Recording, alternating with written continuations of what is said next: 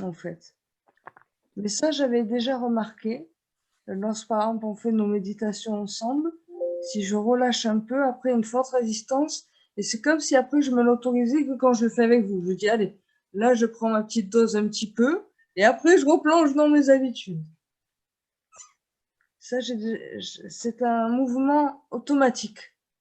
Donc, tu vas peut-être rassurer plus qu'un ici, plus qu'une, euh, car même en ayant eu une belle expérience lundi soir et peut-être à d'autres moments, ça vient pas forcément facilement. Il y a une résistance, euh, mais ça vaut vraiment la peine de persister et faire et refaire et refaire et aussi nous souvenir, au moins nous prendre conscience à quel point nos émotions difficiles, nos expériences difficiles nous font mal.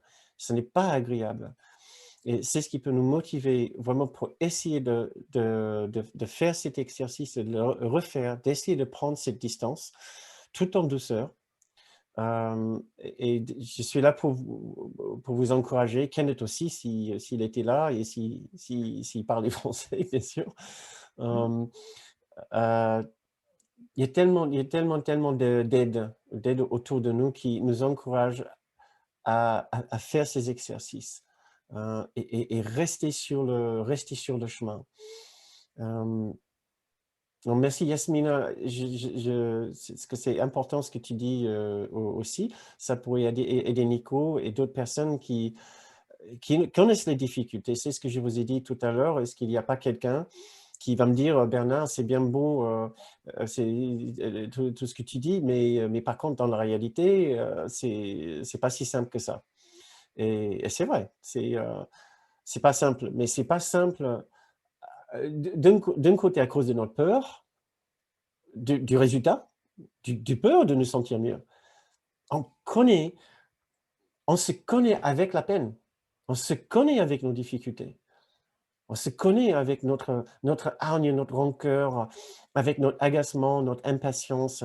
On se connaît, je me connais quand je suis en colère, ce sentiment d'injustice, c'est presque puissant. Je me sens puissant quand je ressens cette intense colère. Même cette haine envers moi-même, je me sens puissant. Ma haine est puissante. Ouais. Qui serais-je sans cette haine puissante? Ouais. Est-ce que je serais fort? Est-ce que j'existerais sans cette haine puissante? C'est des bonnes questions, vraiment très, très importantes, puisque l'ego nous envoie ça en nous disant, c'est la vie, c'est ta vie, c'est ce que tu es cette haine envers toi, envers les autres. Tu es cette culpabilité, tu es cette tristesse qui, qui inonde tout, de larmes et de pleurs. Tu es cette tristesse sans fin. Qui serais-je sans cette tristesse? Qui suis-je sans cette tristesse? Je ne sais pas. Et nous devons nous poser ces questions.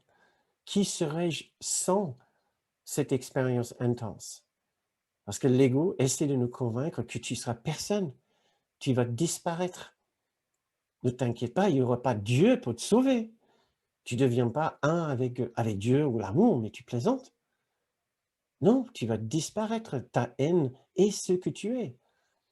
Ta culpabilité, la tristesse, la peur, les émotions fortes, nous sommes extrêmement, extrêmement familiers avec, presque, j'ose dire, confortables avec.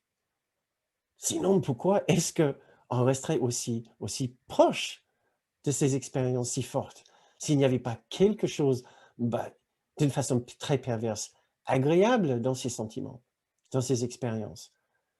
Il y a un gain secondaire, qu'on on dit en anglais kickback. Il y a un gain secondaire, il y a un bénéfice secondaire. Ne doutez pas un instant. Il y a une raison pour laquelle nous ressentons la douleur.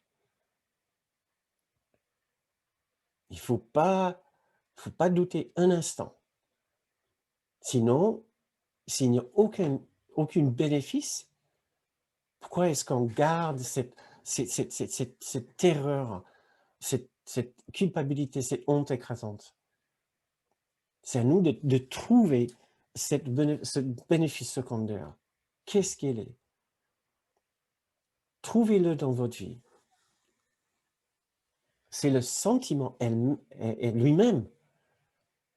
C'est le sentiment de pouvoir, de puissance, de pouvoir détruire ou d'être détruit. Ces sentiments extrêmement puissants, ces émotions fortes, ça semble être la vie. Dans l'absence de la conscience de la vie réelle, cela semble être la véritable vie pour nous. Une vie complètement débile, une vie ridicule, une vie de douleur et de souffrance. Mais c'est pour ça qu'on reste avec. C'est extrêmement addictif. Extrêmement addictif, ces sentiments puissants. C'est littéralement le sang qui coule dans les veines de notre être séparé, de l'ego. Nous le sommes et nous coulons d'une émotion forte à une autre.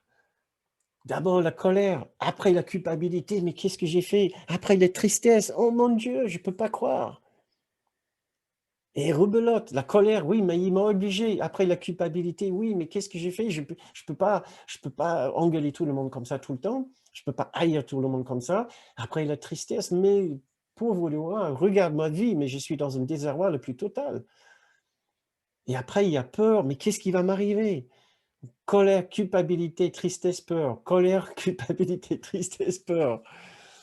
Je suis comme une balle de ping-pong, ding, ding, ding, ding, ding, ding, ding, partout, tout le temps. Pourquoi? Parce que je pense que c'est la vie, je pense que c'est ma vie.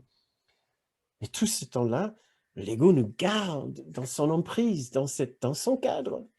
Et nous essayons d'améliorer, de rectifier des choses à l'intérieur de ce cadre. Et c'est impossible.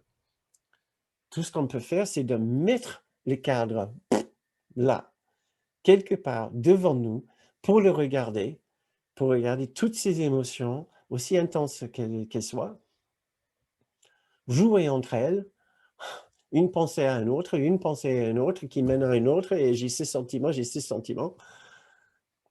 et dire « Waouh, quel cirque! Quel cirque !»